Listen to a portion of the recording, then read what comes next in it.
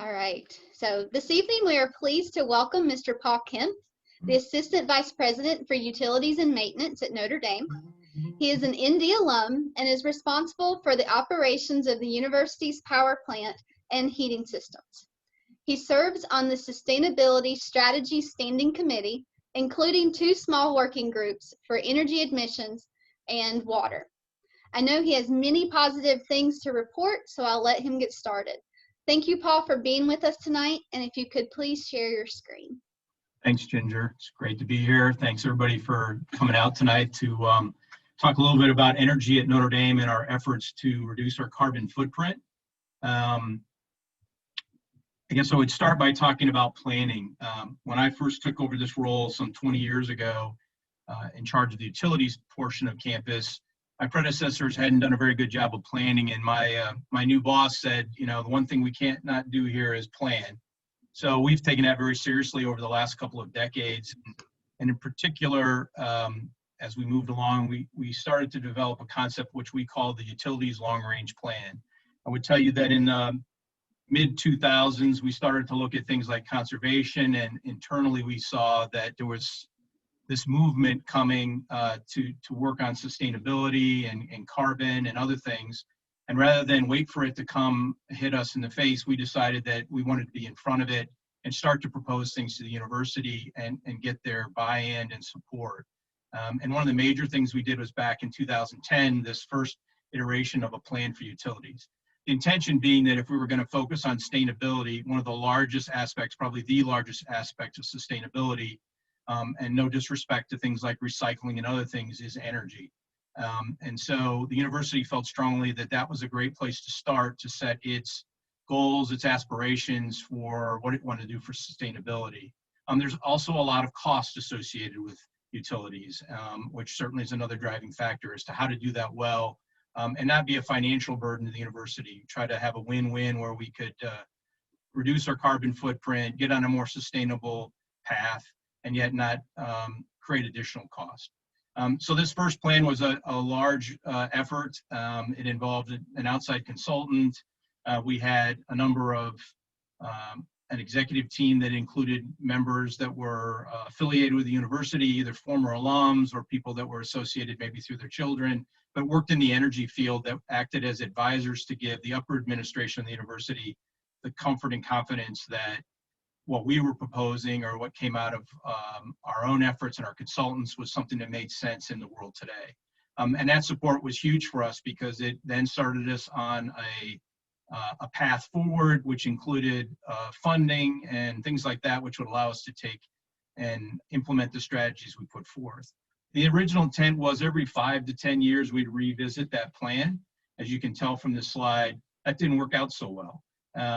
As we looked at it, about 3 years in, the university made a major shift in its campus plan. So the plan that talks about how campus will develop, when the idea of the Campus Crossroads project around the stadium was developed, it changed a lot of that plan. So we not only are doing our long-range planning, we look at modeling of all of our systems, which we have computer models for, to see what the impacts of growth are and all those sort of things as well. So we revisited the entire plan in 2013.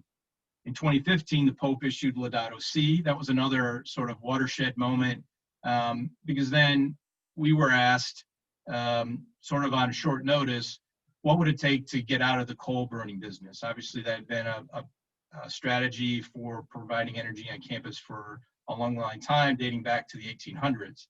And in a matter of probably about a week, because the Pope was coming to America and Father John was going to visit with him, we were asked to come up with a solution. So we did that, and we asked for a 5-year window to accomplish the goal to get off of coal. We'll talk about that a little bit more. But it also sprouted sort of the effort to look at renewables, which then, as we kind of rolled out of that effort, we looked at renewables again in 2017. And we're now again looking at the plan in 2020, and in a good light from the standpoint that our original goal, which I'll mention in a few minutes, had some targets which we are ahead of schedule on reaching. And so now we're kind of looking and saying, should we reshape our targets? Should we reshape the projects that get us to go forward? And we'll talk more about that. So as I mentioned, this 2020 plan will update our aspirational goals that were set back in 2010. And we'll look at terms, should we anticipate or target greater carbon reductions than before? Should we change the timing? And then look at the capital costs so the university can plan for those investments. And as I mentioned, they kind of go hand in hand with the campus plan is how will campus grow? We went through significant growth in the last couple of years post the campus crossroads projects. We rolled into the major projects that were part of our plan that were implemented essentially by about a year ago. And so now we've added quite a bit of capacity and diversity to our system that will handle growth for a while. Some of the basic premises of the original plan that will hold today and going forward, we feel, is that we wanted a plan that was flexible. We wanted a plan that had diversity. I always tell people, we look at the energy business a lot like you would build a stock portfolio. It's better to have a diversified portfolio than to put all your money into one thing. Is solar the right answer? Is wind the right answer? Is something else the right answer? Diversity in the long run adds security to your process. And we also want to make sure that we've got full measure of the assets the university already owned in their life, and also allow technology to have a time to develop and change. A great example would be just the advent of LED lighting. In 2010, LED lighting was not on the forefront. I would say today it is the standard, is what we use in all the buildings today as the base input for lighting. And no longer will you see metal halide, incandescent for sure, or even much in the way of fluorescent. So that's a rather rapid change. So we don't want to get too far ahead of ourselves. This was the original goal back in 2010, which was to reduce our carbon footprint by 50% on a gross square foot basis. That just meant it gave us a little bit of cushion for the growth of campus by 2030. And we'll come to this later. I'll give you a sense of where we are today. But obviously, I've given it away that we're at or above this goal already here in 2020.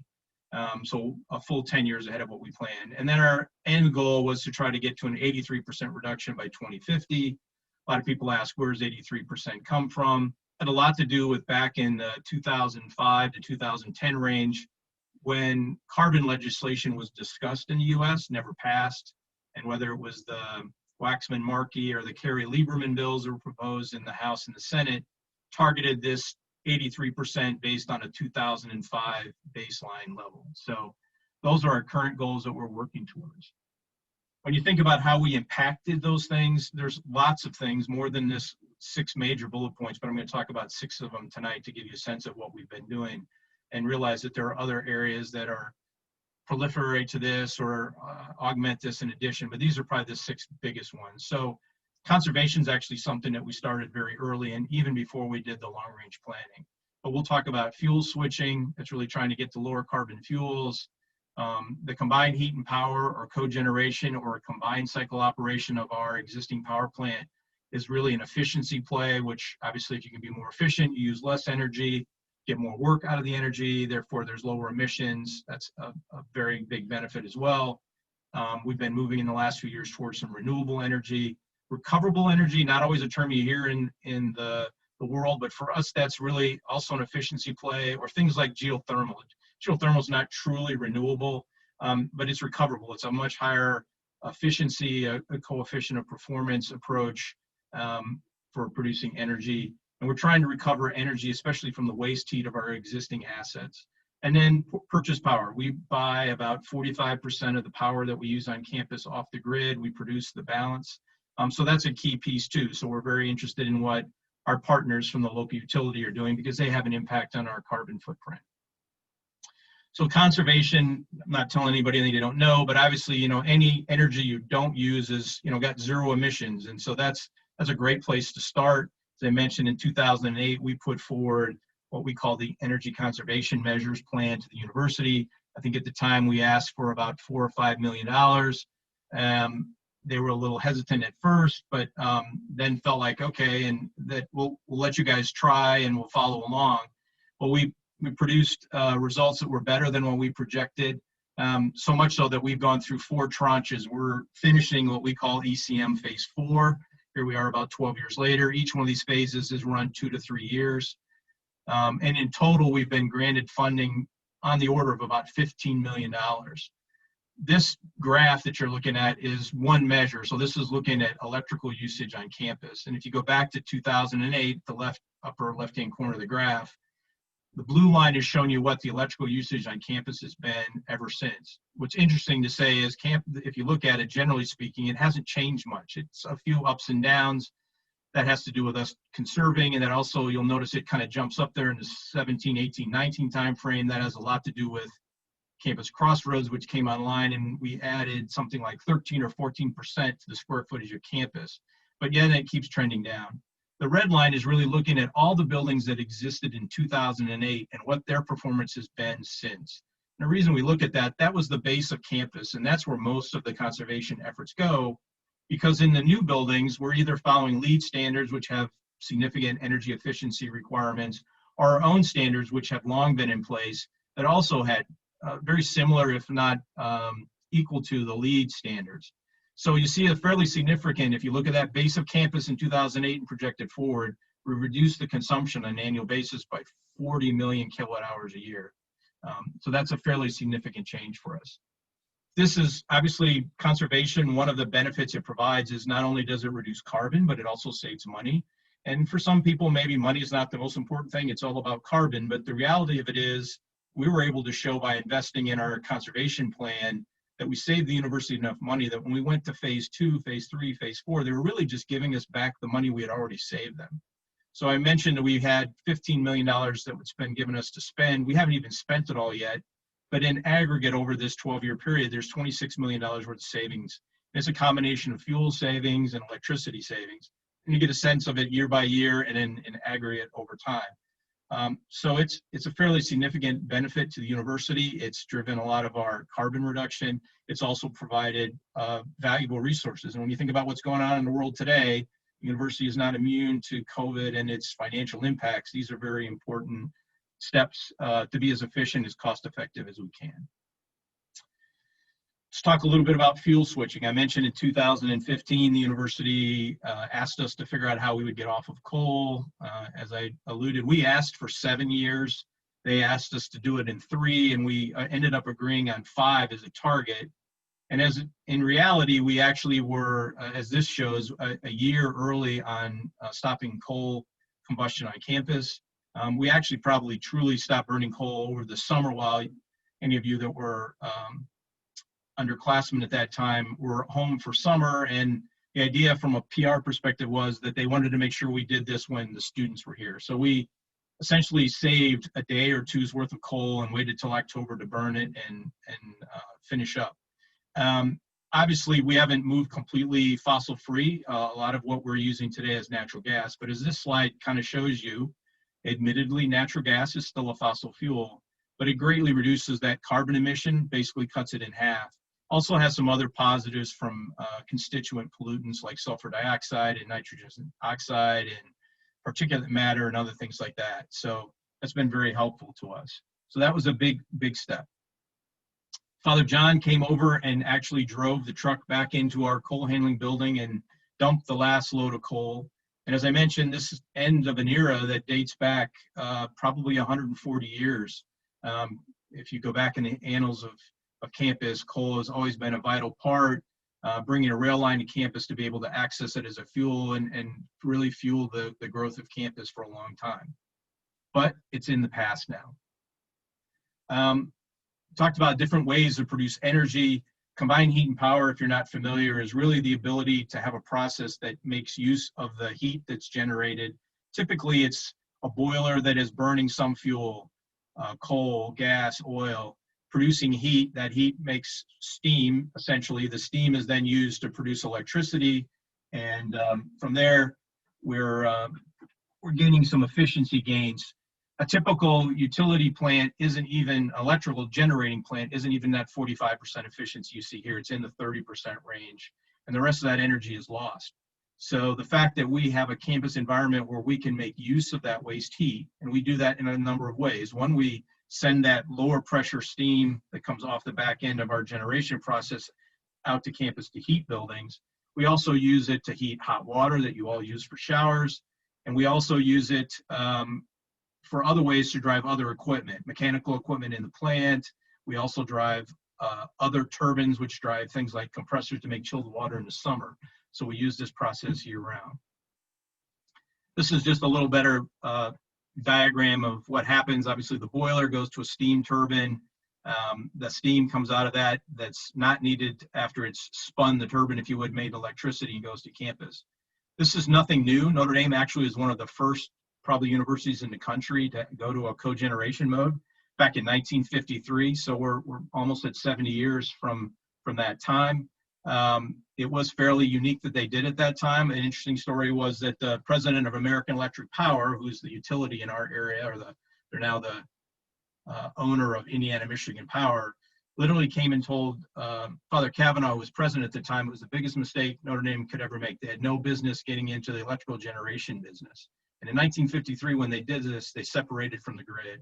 And Notre Dame operated as an island from the grid from 1953 to about 1970, when the need for electricity and other energy sources other than just the steam for heating grew so much that to make that more efficient, we tied back into the grid and started to buy part and purchase, buy part, generate part. And in those days, they literally would parallel to the grid during the day and drop off the grid at night. So a long history for us here, a really great foundation that was built by many predecessors before me, that we've tried to respect that history and learn a lot from the very good decisions that were made here and foundation laid for Notre Dame.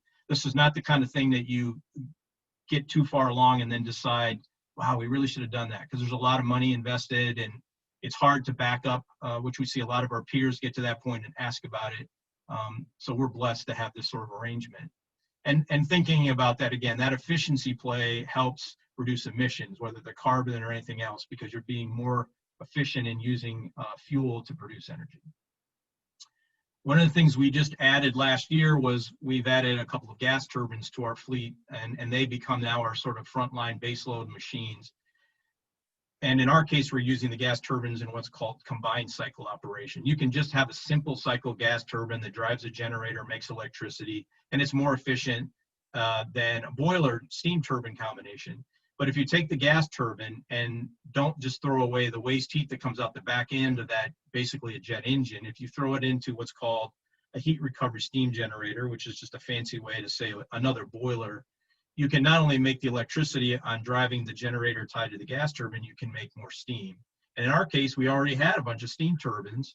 And so we pipe that steam over and run it through our steam turbines and make electricity the second time. So we sort of get the second bite of the apple. And we still get the waste heat off the steam that comes out of the steam turbines to go out to campus and do all these other sort of things. So this drives in higher efficiency. And again, obviously, as we move to natural gas only as the fuel source for these, we reduce our emissions significantly. This is just a picture of one of those two units that are in an addition we did behind our office here and the utilities complex. In the foreground is the gas turbine. It's all in a fireproof enclosure. Again, you're literally have an engine like they put on a jet airplane. There's really not much different between it. In the background, you're seeing the heat recovery steam generator. This is another picture of it. So this, in our case, we are producing steam at 400 pounds per square inch, which is what we use to drive other equipment in the plant, or as I mentioned, our steam turbines. And so this pipes over to the plant and runs all the existing assets that we already have as well. Renewable energy, as I mentioned, something that we've been working on only in the last couple of years, and I'm going to highlight a couple of major projects that we've worked on. And the one that we're most currently active on, I would say, ourselves, is the Notre Dame Hydro, which we're constructing in downtown South Bend. This is an aerial view of South Bend. The sort of little triangle between the waterways there is what's called Sites Park. Doesn't look much like this today. We'll see some pictures of that. The East Bank, or the East Race, I should say, is that little waterway to the right that kind of peels along that you see. And the city of South Bend's Century Center is in to the left sort of foreground of this picture. And there was a West Race there. And it's interesting when you look, this is a sort of a rendering from back in the day. Father Soren founded the University of Notre Dame in 1842, obviously a very humble beginning at the time. South Bend wasn't a whole lot of a city at that point, but it was starting to grow. And the businessmen of South Bend decided to become an industrial city. They needed to find a way to power their factories. and they decided to build a dam. And every citizen of South Bend was required, if you go back and study this, to come down and help build that dam. We're still marvel at how they did that at the time, as we're out there trying to build a hydro project with a lot of modern tools. But it took them a while to do that. And as I mentioned, they built an east race and a west race. They didn't use this to make electricity. That hadn't really been the proper thing of the day. They were using the hydropower to drive machinery in these factories that were doing textiles and other things. And this really drove the early development of South Bend as a Midwestern industrial city. If you go fast forward a little bit to the turn of the century, the use of hydropower started to fade, and electricity production was coming forward. If you go back to that other picture, I would tell you there was a steam plant built there that Indiana Michigan Power Company built in this early time frame that fed steam to heat buildings in downtown South Bend, that was later converted to an electrical generating plant that used the east race to provide cooling water for that plant. And if you've ever heard of it, maybe you haven't, the Oliver Chill Power Plow Company was a preeminent farm implement manufacturer that was headquartered here in South Bend. They built the absolute best plow, the chilled steel plow, I think it was called.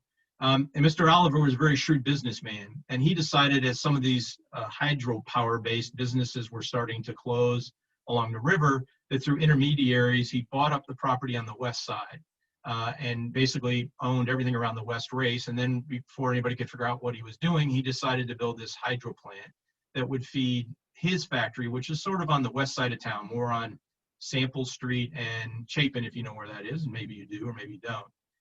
But Mr. Oliver was quite the entrepreneur as well. He had constructed what was the preeminent hotel in the state of Indiana at the time, and an opera house in South Bend. So on his way to his factory, he powered not only the factory, but these other facilities as well.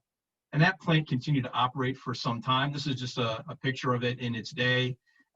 If I actually go back, you can see in the upper left-hand corner here, the remnants of that turbine plant where the west inlet went out. So if you were out there today, you can see the ruins of their old hydro plant that's over 100 years old. So they operated that plant probably until the 50s, when they needed a lot more electricity and they got out of that plant. And the East Race also became not used. The power plant that I&M had got closed. It was too small. They were building bigger plants. The East Race got filled in with dirt. You couldn't even see it anymore. And the Oliver Plow plant kind of went into ruins. I can remember as a child, and I won't tell you when that was, but it was after this, going down there, and we used to break through the fence and go out and look down at where the turbines used to sit. So it was an interesting little site. By the 80s, the city of South Bend got interested in reopening the East Race, but as a white water course. And then they were building the Century Center on the west side, and they wanted to kind of retain the water feature that the West Race provided. But during that process, they also were interested in getting an exemption from FERC to possibly build a hydro. Interestingly enough, the Indiana Michigan Power Company actually owned the South Bend Dam at that time, and they did the city a sweetheart deal. And they sold them the dam for $1. And probably not one of the shrewdest moves the city ever made, because once you own a dam, you have to maintain it into perpetuity. And they really didn't have a way, it didn't generate any revenue for them. So they've held it since that time. In '84, when the East Race was reconstructed, they did get an exemption from FERC that would allow them to build a 1.8 megawatt facility, which originally was intended to be 2 900 kW generators. They shopped that idea to a lot of people for a lot of years, never really found a lot of interest, mainly because if you were doing this to make money, you wouldn't do it. We had an interest back when we were doing our first ULRP in 2010, and we were looking at ideas of finding reasonably large carbon reductions, how we could do that. And the interesting part is, if you were trying to build this for a profit, you'd be selling electricity into the grid. Our concept was, if we could bring the electricity straight back to campus, our avoided cost is a lot different than the utilities avoided cost. So it had a greater value to us. And realizing long-term we needed plays that had a significant carbon reduction. We weren't in it to make the money. We're basically trying to somewhat break even, if you would. They held this exemption for some 30 years, I think. And the FERC, who's the Federal Energy Regulatory Commission, finally came back to South Bend. They discovered they had this exemption and said, wow, man, you can't have this anymore. You got to use it or lose it. Well, that kind of made the city give up on the for-profit side and came back to us because we had some conversations. And then in 2016, we reached an agreement to do a 50-year lease. The city can't give you or sell you the property. They can only lease it, and they have limited time frame, so hence the 50-year lease agreement. Likely would be renewed after 50 years. And it's actually under the Parks Department. So we work with those folks to set up a lease that actually executes once we start commercial operation. So we'll at least get 50 years of operation out of this. This is sort of a diagrammatic picture of what the hydro would look like. The east race is at the bottom of the picture. The river is kind of at a 45-degree angle at the top. There's an existing fish ladder that was built back in the 80s that allows salmon to migrate up. Michiana, upstream from us, has a hatchery and is commonly putting fish into the river.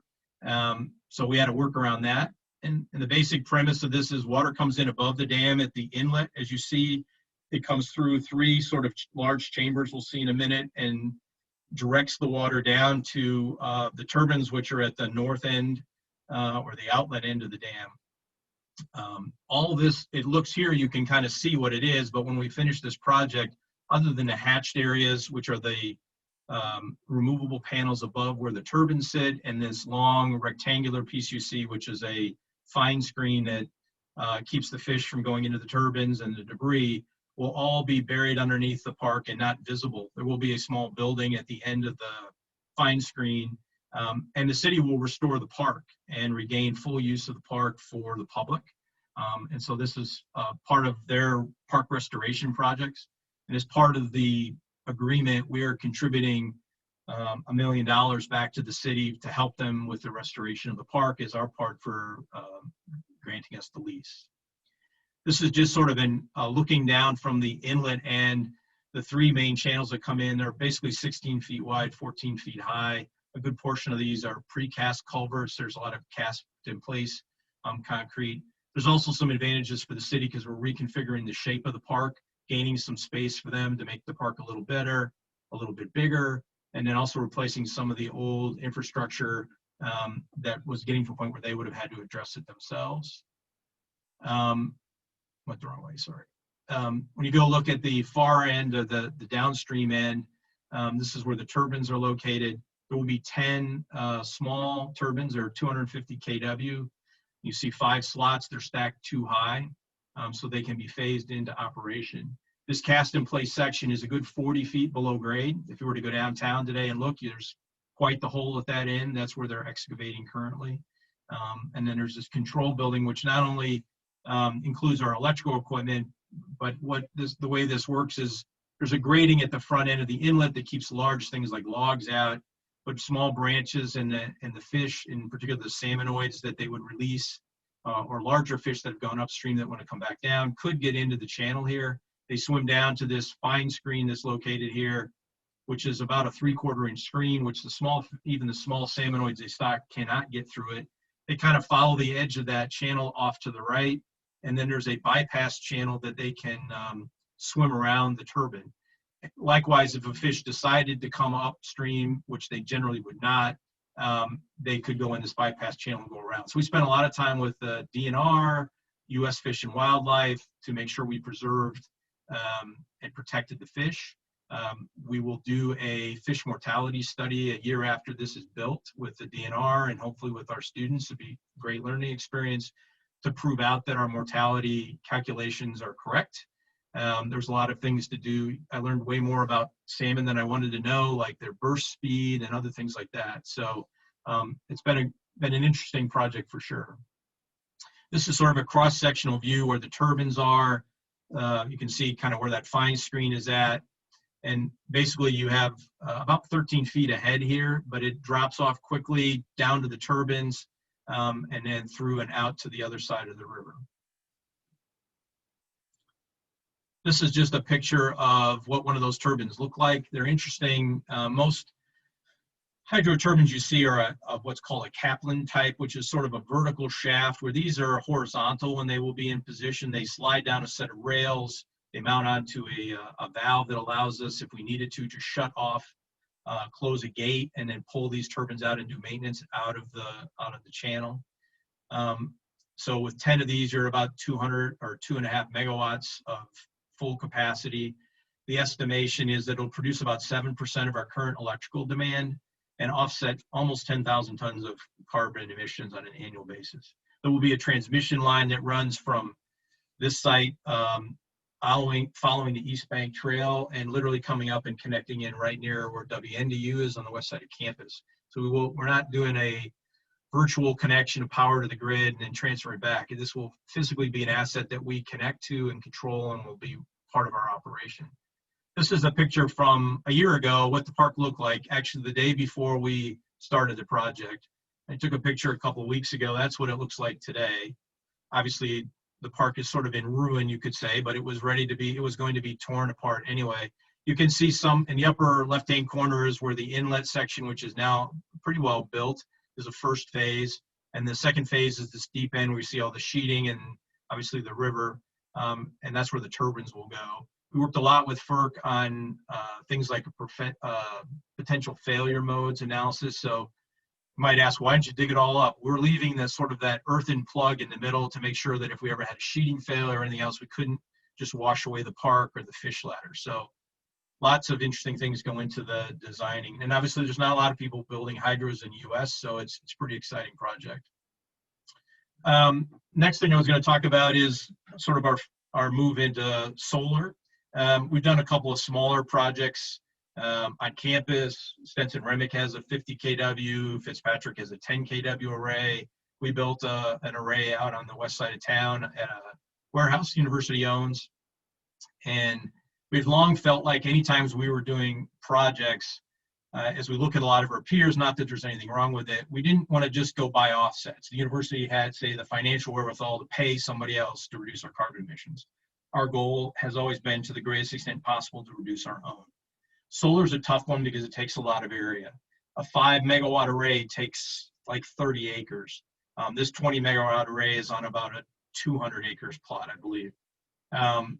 So interestingly enough, we have conversations with our local utility at different times, and they came back to us and said, hey, we're charged with trying to, as part of our integrated resource planning, to look at more solar and other renewables, and we've heard you guys are interested, and maybe it makes sense if we were doing something in the area. So in our point with solar was we wanted something that was visible, that people would see, because so many of the things we do you don't see unless you come and take a tour at the power plant, unless you were here when we drilled all the wells in geothermal that we've covered up and buried, you don't see it. We wanted a visible solar project if we did it, and we wanted something close. So I think this was attractive to us because it was here in St. Joe County. It's truly offsetting carbon emissions in our community, not 2 states away. And it also then provided some educational opportunity for us to have access to this project. I&M was not interested in us being 100% participant in this because they are using this also for an economic development in the region and to attract like-minded entities and institutions who might also want to share and take advantage of this. And so that was great. They allowed us to kind of pick a percentage of what we would like to take. I always explain to people, they kind of approached us to be the anchor tenant when we built the mall. We were I hate to say Sears or Penny's because they're all running out of business, but that's essentially what they want us to do, to use sort of our reputation and to help our goals as well. So we agreed to take 40% of the output of this 20 megawatt array on a 30-year lease, which accounts for about 20% of the power we purchase from them. So it's a fairly significant amount. It's interesting, we went back and forth. They had some suggestions for names and asked us if we thought this property where it is actually what was once called the St. Joseph Farm. It was owned by the Holy Cross Order and was used as farming, which has been since sold. But we like the idea of the St. Joseph Solar Farm, tying back to the history of the land. Obviously, history is meaningful to all of us. And St. Joseph was good too because this is a project that not only has benefits for Indiana, but also some of their customers in Michigan. So the river, the connection of the river, there's both a St. Joseph County in Indiana and Michigan. It just made sense to us. And farm seemed like a nice way to think about it, a green project. Here's just some facts about it. I won't necessarily read all this. I've covered some of the 20, the 20 megawatts, how many solar panels there are. It notes here a 210-acre field. They actually have property rights to double this site if they wanted to later. And one of the things we would probably look at some point is whether we wanted to take a bigger share if a phase 2 was built at a later date. This just, if you can picture this, that's sort of the Indiana toll road running across through the middle of this. It's about 7 miles from campus to this site. It's right adjacent to the toll road, so it has huge visibility. We will have some naming rights, if you would, as you saw on the first slide. It will feature the university in a prominent way. And as I mentioned, it's close enough to campus, whether we're doing any sort of research or tours or whatever else we might choose to do. That's a great benefit for that. We also feel like, although we haven't fully developed that for the hydro project, we have the same opportunity.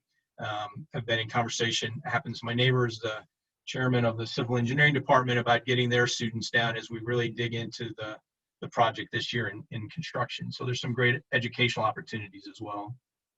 This is just an overview of the site and where these solar panels will lay out. It's interesting that the Judy Creek, which runs obviously through campus, or the north edge of campus here, also runs through this site as well. So they've been working with the Indiana Department of Environmental Management, making sure we do everything appropriate and don't have any impacts on the creek.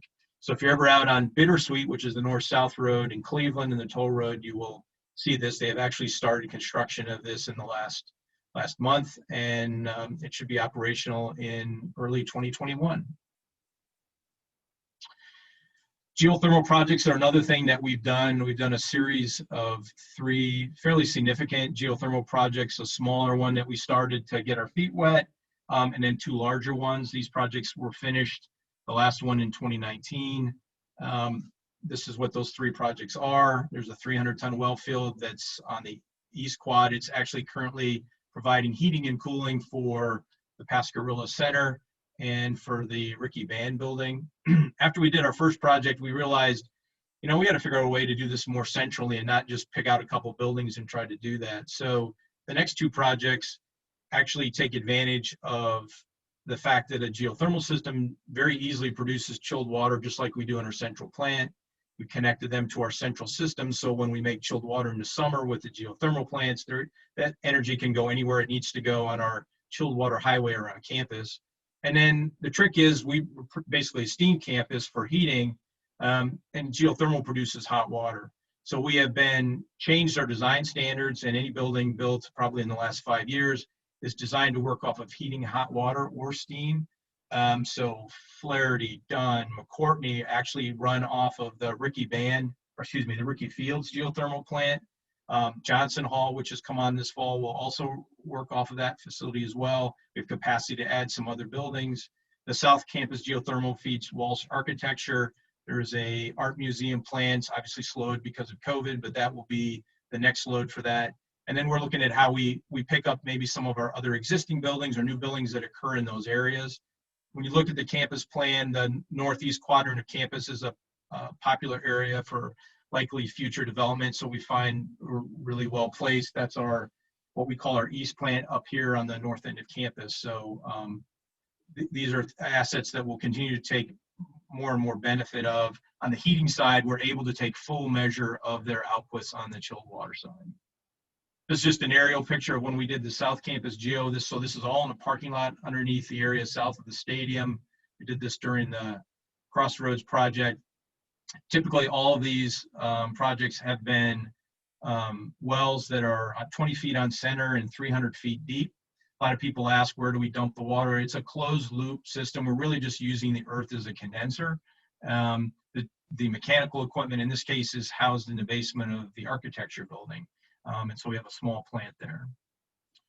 So maybe just to kind of finish this up, I was going to talk a little bit about, so what have we done? What's the progress look like over time, whether it's in terms of our energy use or emissions reductions? So I like this graph mainly because I go back to the early 70s, and the reason I like to do that is because if you're old enough like me, you'll remember there was an energy crisis, the oil embargo in the 70s, and that really drove a lot of conservation efforts. And if you look at this graph of kilowatt hour usage per square foot on campus, you see from like 71, 72 timeframe till the late 70s, year by year, they were implementing conservation efforts and moved the needle on how much energy on a square foot basis we're using.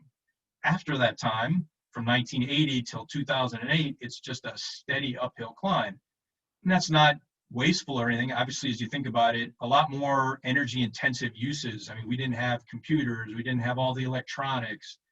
It's just grown dramatically. Not everything was air conditioned as much as it is today. But in 2008, we went into this mode of trying to do energy conservation. And as you can see, we've been on a downwards trend for that last 12 years, which is very good. And we've reduced our use per square foot by about 27% over this last decade.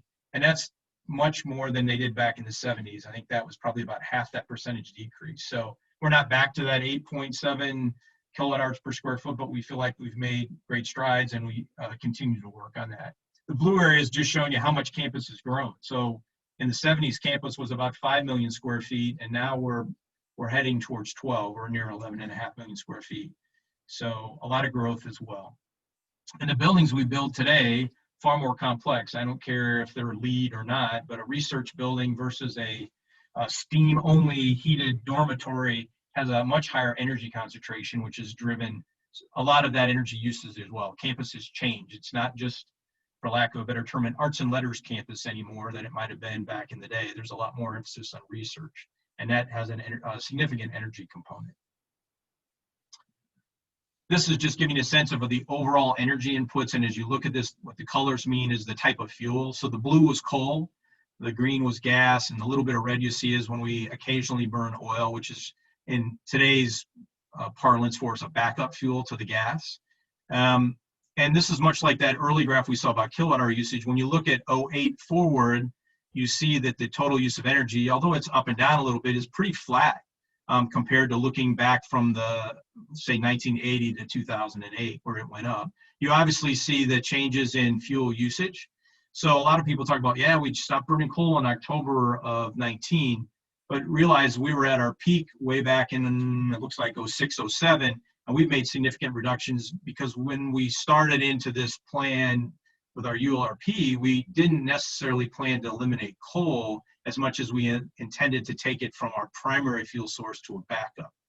Coal always has been a great hedge for a couple things. Economically, it has a very flat price. Productivity gains have outgained in mining, outgained efficiency. Availability, the fact that you could have 60 or 90 days of coal sitting on the ground and not be interrupted added a lot of security.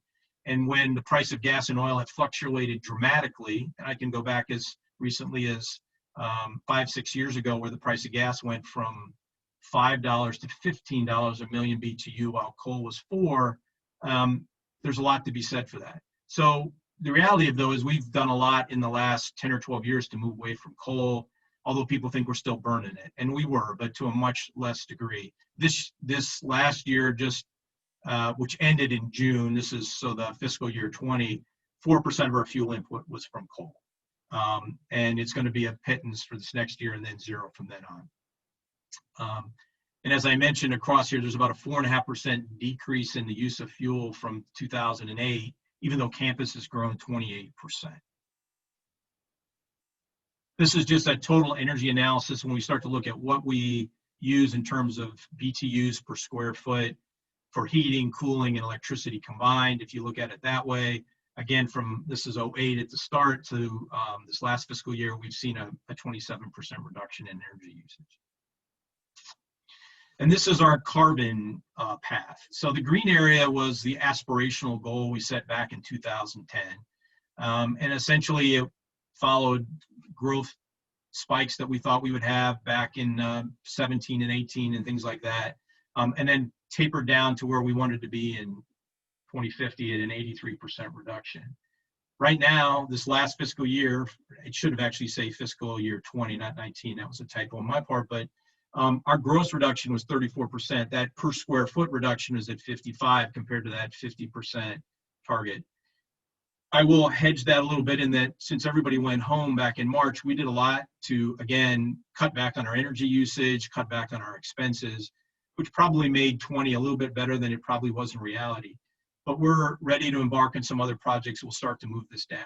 I also think it's really important to point out that It'd be one thing to follow the aspirational curve. That would be our goal. But the fact that we have dropped well below it and stayed below it, those are all tons of carbon that haven't gone into the atmosphere that, at least in our original plan, we would have thought they were.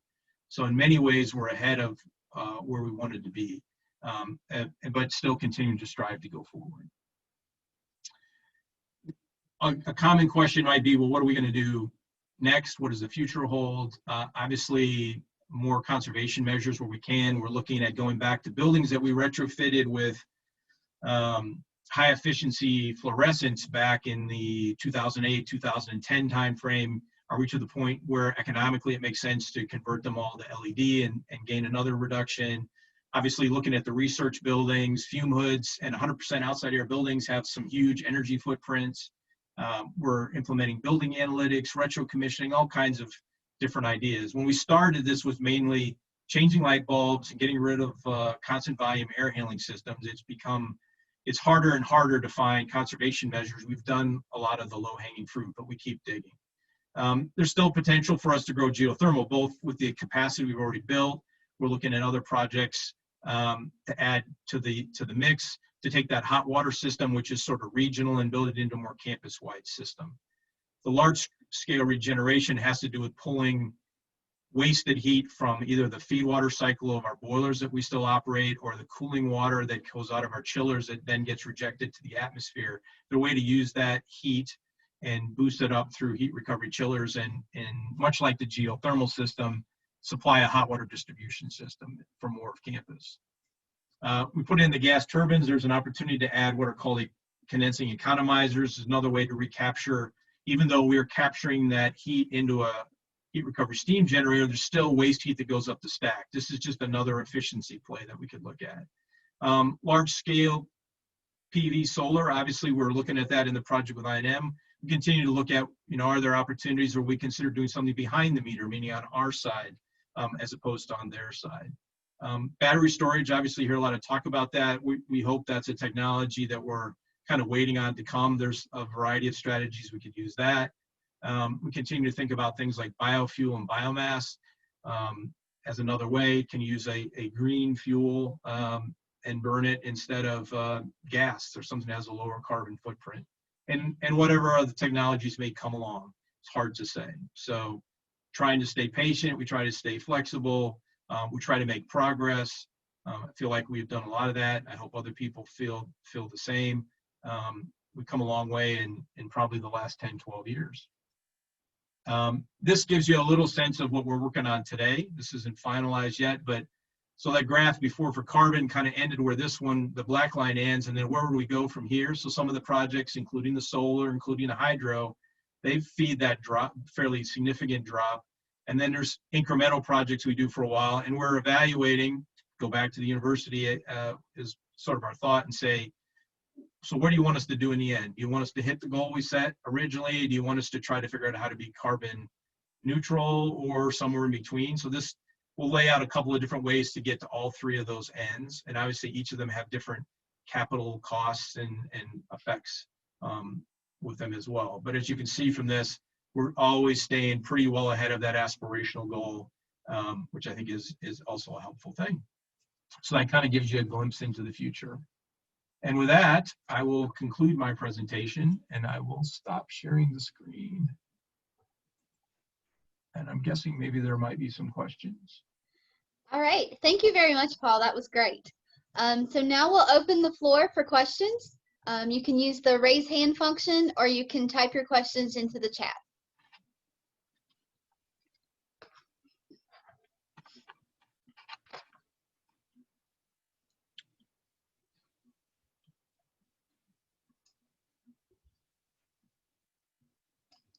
Okay, our first question is from James Daly. If you could unmute, please. Hi, Paul. James Daly calling in from Seattle, class of 1990. I'm first very grateful for this presentation. I guess I wanted to make a couple of, just a couple of reflections. First, what I heard loud and clear is that you measured, and because you measured those things, you managed to those outcomes. And I'm really encouraged by what the university's been doing. In 1989, we started maybe the first student energy audit of the university, and we pointed out to the university that the coal plant was the biggest impact for greenhouse gases. And so we called on the university then to switch to some other system, to get a different fuel set. And so 30 years later, the university finally did, and I'm very pleased with that, and I'm glad that now there's momentum behind this. But I guess I think those are 3 decades that we lost. And so what do the students now have to say? And I'd love to hear from them. If I were on campus, I'd be advocating for some of the things I think you already hinted at, which was reducing the carbon footprint to 0 or to be carbon negative. I also think the university has this enormous responsibility as a kind of lighthouse institution that can lead the way for other parts of society. So I don't know if you can comment on any of those things, but I guess I would have a question like, what have you done to sort of figure out what's the biggest aspiration you could have, and how have you engaged the students in that conversation? And I'll mute myself. Sure. I'll try to answer that. So I came to work here in 1989, and I ended up becoming director in 99. So yeah, and one thing I think I hope people understand is it's a big ship and it doesn't move quickly. Could the university have moved sooner? I think so. I mentioned at the beginning, we saw the opportunity because, energy conservation is not new, and it's been something we would have discussed. But sadly, the fact of just saving a little money didn't maybe get as much traction as it should have. So we saw the opportunity to come and say, hey, there's rumblings. People are going to come and ask you about sustainability. And if you want to do something, shouldn't we be doing the things that not only help that goal, but also provide money back? I mean, a lot of people have very aspirational ideas of what we should do. I tend to believe we should do everything that has a payback first. Eventually, we will have to pay to reduce carbon. There's no doubt about that. But do all the things that are economically beneficial to you first, and then work your way down the list. And it will take time. I mean, it's taken us a decade to get to those right times. And some of that's true. I mean, we coordinated our opportunities with the growth of campus and when we needed to retire equipment. So it's a balance. And I think if you were John Affleck Graves, our former executive vice president, was very good at answering that question about, I have a social responsibility for carbon, but I also have a fiduciary responsibility to the university and to the students and everybody else. So I also find it interesting. There's not a lot of other people that 30 years ago jumped on the bandwagon. That doesn't make it right or wrong. And I'd also encourage people to look at what other people have done. A lot of people have said a lot, but to actually go and look at what we've done and how much reductions we have. A lot of people have grand plans that they haven't achieved. And so another key aspect in 2010 was we didn't sign the president's climate challenge that said we'd be carbon neutral someday, because they were like, we got to know we can do it. And we don't want to tell people we're going to do something we can't accomplish. So I think that's why we'll continue to push ourselves to more aggressive goals, but that's because we got to have a strategy that we strongly believe will get us there. And we've come a long ways, a lot faster than we expected to get here. That's for sure. I hope that helps answer the question, and certainly let the students respond to their perspective. Thank you. And I'll add that there are also student groups on campus that attend the small working groups that the faculty and the staff are on as well. So the students have an input that way as well. All right, our next question goes out to Hannah. Hi, thanks for your presentation, Paul. I just wanted you touched on the fume hoods and stuff a lot in the research buildings. As someone who's in a research lab, we talk about the energy draw from those and other equipment we use all the time. Do you have any numbers on that? Like, how big of an impact does this make on campus, and what plans do you guys have to make this a little bit more energy efficient? So we've implemented some of them. I don't know the numbers off the top of my head, but a lot of it had to do with reducing the minimum airflow. So it was interesting because there can be a discussion of, more is better and safer. So we worked a lot with our partners in risk management here, and we reduced the minimum airflows in a lot of places. I think a lot of it is the culture of the people in the labs. When you're not using the hood, close it, right? And so, there's a big part to me, one of our other philosophies about sustainability and energy has been, we'd rather rely on a technology that, it works, right? An occupancy sensor should, as long as it's not broken, turn off the lights when you leave the room. Human behavior is a little bit tougher, but it's still a key aspect. And I think we've seen over time that grow. Obviously, the interest of the students and their commitment and their concern for the future has increased. I see more and more interest in that and participation. So, yeah, I think those are sort of the main things: minimum airflow, shutting systems back, more efficient controls on fume hoods have been implemented. We went through all a step in chemistry and replaced that system. So there's been significant investment, and there's huge savings there to be had for sure. And I could find out for you if you want to send me an email. I'll ask one of my engineers that probably has a better answer as to what it is, how much it really is. Thank you. All right, our next question goes out to Aiden Robertson. I'm sorry that if the background noise is a little bad. I do have a bunch of fans going in here because Fisher doesn't exactly have air conditioning. But on a related note, since Fisher is an older building, and I know that we do have a lot of older buildings on campus, like Soren from the 1880s, are there any other challenges that, when it comes to, I guess, being more sustainable with building functions that come with older buildings versus newer ones? No, I think, not only are we building, like new LEED buildings, but we apply the same strategies, although we may not go pursue LEED for a renovation when we go through those older buildings.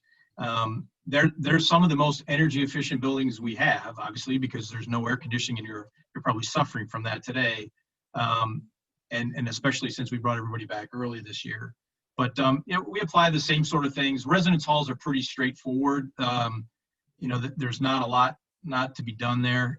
It's interesting too, as we go through this whole balance of COVID, of increased ventilation and other things, there's some things, if we're gonna deal with COVID, that are counter to some of the sustainability or energy conservation measures. So it's finding the right balance there. I really hope out of that, a couple of my engineers have been working on that a lot, about there's a lot of opinions and not a lot of fact around some of that yet. So we're very hopeful that we'll get some clarity on that before people start changing significantly building systems in the other direction, where we start using a lot more energy. So, but yeah, no particular challenges because the dorms are pretty straightforward, the higher technology buildings.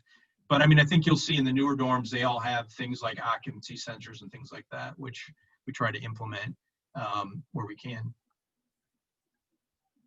All right, awesome. Thank you very much.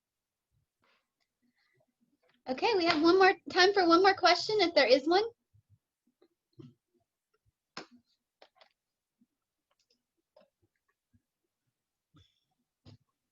Expected lifespan of the generator. All right, so I have one last question. What is the approximate expected lifespan of the generators that will be installed in the hydro dam? Well, I sure hope they last the 50 years of the lease, but I actually suspect they will be much longer.